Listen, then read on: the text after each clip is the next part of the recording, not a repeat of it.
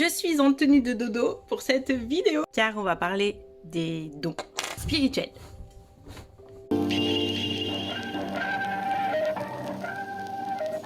Je voulais vous faire une entrée en matière pour vous parler des dons, des ressentis, peu importe comment on les appelle, ésotérisme, occulte, médium, sorcière. Ah ouais, ça c'est un terme aussi, ça c'est tellement péjoratif alors qu'une petite sorcière c'est tellement mignon. Je sais pas par où commencer en fait pour expliquer tout ça. Quand j'étais petite, j'étais très sensible, je rêvais beaucoup, mais bon, ça passait encore, mais ce qui était le plus problématique, c'est que je voyais des personnes qui n'étaient pas forcément visibles par tous. Enfin, en tout cas, je me souviens d'avoir vu mon premier fantôme à 6-7 ans, je crois. Et anecdote. J'avais pris une habitude quand j'étais petite, c'était d'aller réveiller mes parents à 7h du matin le dimanche. Je sais pas pourquoi, quand on est petit, on est un petit peu taquin, donc je me lève, vaillante, je vais en direction de la chambre de mes parents. Et donc, faut savoir que ma chambre était... Elle était là, et là, c'était la chambre d'amis. Et donc, il fallait que je fasse par là, tac, tac, et que je tourne dans le couloir, et là, c'était la chambre de mes parents.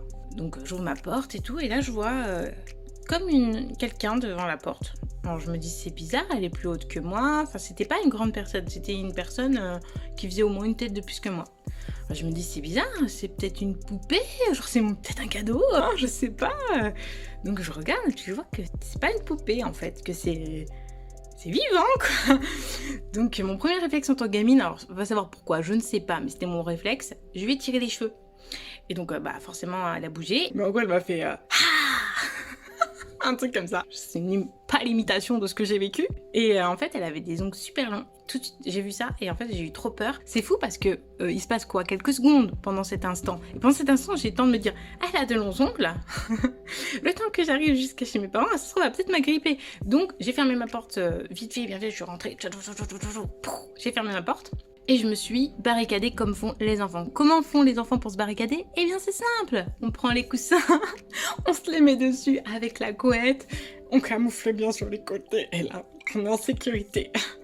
Ouais, mais non, pas vraiment. Et je me rappelle que je l'entendais qui était à côté de moi, quoi. Enfin bon, bref. Après, je me suis rendormie, ma mère est venue me réveiller à 9h, et quand elle est venue me réveiller, j'ai dit, maman, est-ce que la porte était fermée quand t'es rentrée? Elle m'a dit, bah non, elle était ouverte, comme on fait d'habitude, quoi. Et là, j'ai compris que la chose que j'avais vue avait ouvert la porte. Alors là, branle-bas de combat dans ma tête. Déjà, j'ai tout dit à mes parents. Ils m'ont dit, oui, mais tu sais, t'as fait un rêve. Moi, j'ai dit, bah non, j'étais bien réveillée. T'as quand même le doute. Donc, j'ai dit, bon, peut-être qu'ils ont raison. Ok. Par mesure de précaution, quand même, je vais équiper ma chambre. Donc, j'avais mis des landaux sur les côtés. Non, mais c'était un truc, je faisais une forteresse, quoi. Donc, comme ça me faisait une barrière. Derrière, j'avais foutu toutes mes peluches. Genre, je m'étais dit, ça va l'effrayer. Je sais pas. Et donc, j'ai revu cette dame. Donc, je l'ai redit à mes parents, qui ne m'ont pas cru. Voilà. Ensuite, ce qu'elle faisait, en fait, ce qui était très malin de sa part, elle allumait, en fait, si vous voulez, de temps en temps, ma chaîne IFI, mais genre très très bas. Comme ça, et avec moi qui entendais, quoi. Et tellement j'avais peur, je me rappelle, j'étais aphone, quoi. J'étais là, et je pouvais pas crier. Impossible. Un jour, ça m'est arrivé, par contre, que j'ai débloqué, genre j'ai crié, donc ma mère est arrivée, elle me fait, pourquoi t'as allumé la chaîne IFI? J'ai dit, mais c'est pas moi qui l'ai allumé, voyons, vous êtes dingue et tout, c'est vous les tarés. Après, je voulais absolument avoir un animal, j'adore les animaux. Et ma mère, elle voulait pas s'emmerder avec un animal, je comprends, ok. Donc elle m'a pris des poissons rouges. Alors j'étais trop contente, sauf que mes poissons rouges, c'était des poissons suicidaires. Est-ce que quelqu'un, s'il vous plaît, dans les commentaires, dites-moi si ça existe des poissons suicidaires. Le poisson sautait hors du bocal et allait se mettre derrière le meuble. Est-ce que c'est possible? Un poisson rouge, hein. Est-ce que c'est possible? Il faudrait bien savoir, parce que là, un jour ça m'a saoulée. Et moi je voulais un chien, c'était mon rêve. Et donc ma mère, elle a craqué, elle a dit, ok, on va t'acheter un hamster. Oh yeah, j'étais là, ouais, un hamster, trop bien. Et donc on va à Jardiland, on prend un hamster, j'étais trop contente, je l'appelle Coco. Ah, c'était Coco. Elle était gentille en plus, trop mignon. Et un jour, je reviens de l'école, et donc il y avait ma grand-mère à l'époque qui était chez moi, avec ma mère. Et donc ma grand-mère, elle sort, en me voyant arriver, elle me fait, Marianne. Je dis, ouais, je vais voir Coco. Elle me dit, non, tu peux pas voir Coco. Je dis, bah pourquoi? Elle me fait, parce que Coco est mort. Je rigole là, mais sur le coup, franchement, je rigolais pas. Genre, j'ai pleuré, genre, pourquoi il est mort? Qu'est-ce qui s'est passé? Elle m'a dit, bah, on ne sait pas. on pense que Coco a ingéré des cotons et que ces boyaux sont sortis à cause des cotons. J'ai dit comment ça ces boyaux sont sortis? Elle m'a dit bah on a retrouvé l'hamster. Donc moi j'ai pas vu parce que j'étais petite déjà, j'étais traumatisée alors on va pas montrer ça non plus. L'hamster il était là et puis il y avait ces petits boyaux à côté quoi. Donc la théorie de ma mère était que l'hamster était malade. Ok, mais un hamster qui est malade et qui évacue ses boyaux c'est un peu chelou mais ok. Voilà, donc on retourne à Jardiland, donc on va voir le vendeur, on dit que Coco succombait à des blessures graves. Et donc il nous dit, ouais bon c'est bizarre, peut-être qu'il était malade effectivement, bon reprenez-en un autre. Donc on en reprend un, donc Coco 2. Franchement je l'avais appelé autrement mais je crois que je me rappelle vraiment pas. Le premier c'était 1 semaine et lui il a duré 4 jours. Pareil, je reviens de l'école et on m'annonce Coco 2 est mort. Je me dis mais c'est pas possible, qu'est-ce qui s'est passé? Pareil, ça pouvait pas être le coton, parce que cette fois, on n'avait pas mis de coton, justement. Et c'était la même procédure, les boyaux à côté du corps. Donc là, ma mère, elle a commencé quand même à se poser des questions. Entre-temps, bon, j'ai déménagé, ça n'a pas pu prendre plus d'ampleur que ça, mais bon, je pouvais pas profiter de ma salle de jeu quand j'étais enfant, parce que je voulais pas aller toute seule là-haut, parce que j'avais peur qu'elle soit là, parce que je sentais son regard, en fait, sur moi, et des fois, j'entendais dans les meubles, en fait, tout le long sous les combles, et j'entendais quelqu'un qui marchait, en fait. Sous les combles. Oh, rien que d'y penser, ça me redonne les chocottes. Et tellement j'avais peur, je me rappelle, je m'enfermais dans le micro-placard où mon père rangeait ses guitares. Et j'étais là, il y avait une petite lampiote qu'on tirait, j'étais comme ça.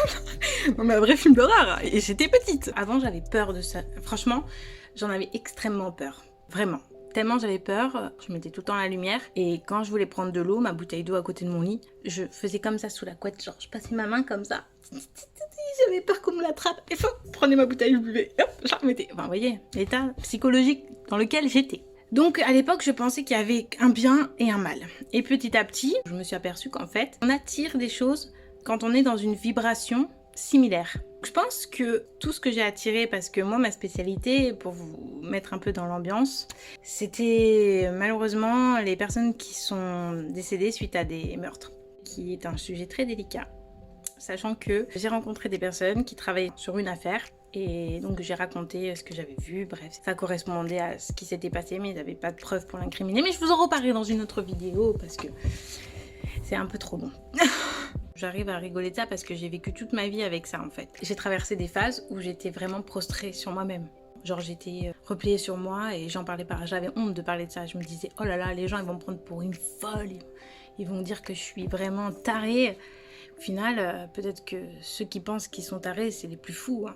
Parce que moi, maintenant, j'ai plus peur de l'exprimer. J'aimerais bien savoir aussi si vous êtes plusieurs à vous rappeler de vos rêves. Parce que moi, maintenant, j'ai entamé des processus, si vous voulez, où j'allais vous prendre un exemple. J'ai pas de livre sous la main. J'ai un livre sous la main. Attends, j'ai les jambes qui tremblent. Et franchement, je suis fatiguée. Je reviens d'une promenade à cheval. Je suis claquée. Mais je suis quand même là. Vous voyez, j'ai des petits livres comme ça. J'ai tenu quand même à prendre des livres un peu stylés pour raconter mes horreurs. Je trouve que ça passe beaucoup mieux dans une belle couverture, non?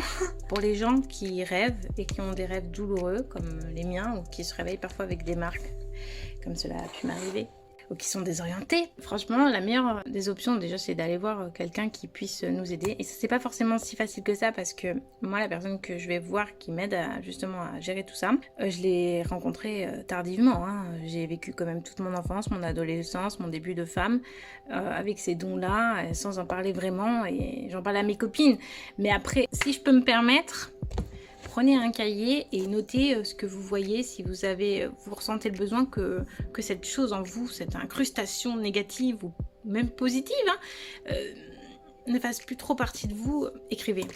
Écrivez-les ou dessinez. Dessiner, c'est bien aussi.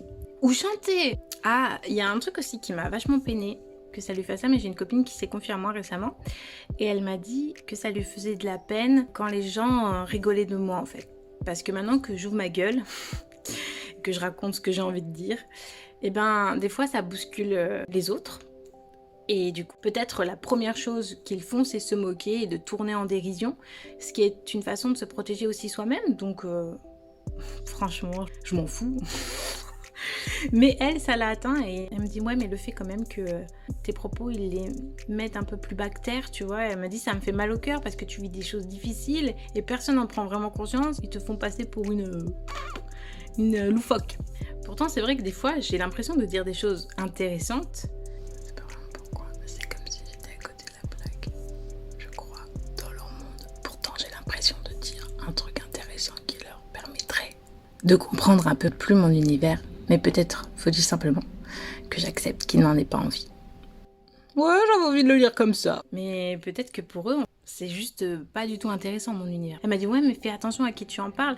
Et alors là c'est là où je suis pas trop d'accord parce que je m'en bats les couilles. Et si je dois en parler parce qu'il se passe quelque chose sur moi, c'est-à-dire je suis dans un lieu, je suis chez quelqu'un et que je me sens pas bien, au lieu de faire ma conne comme je faisais avant et je veux rester parce que je me dis reste, c'est pas grave, ça t'assomme la tête, mais c'est pas grave, reste. Et voilà, et au final, pendant plusieurs jours j'étais mal, crise d'angoisse, dépression, bref, la totale quoi. Donc je pense que quand justement vous ressentez des choses comme ça, des vibrations négatives ou positives, ça dépend ce que vous ressentez, je ne sais pas, mais peu importe, si vous vous sentez pas bien quelque part, fuyez, pauvre fou. Mais vraiment, par contre, il faut vous écouter et faire ce que votre instinct vous dit.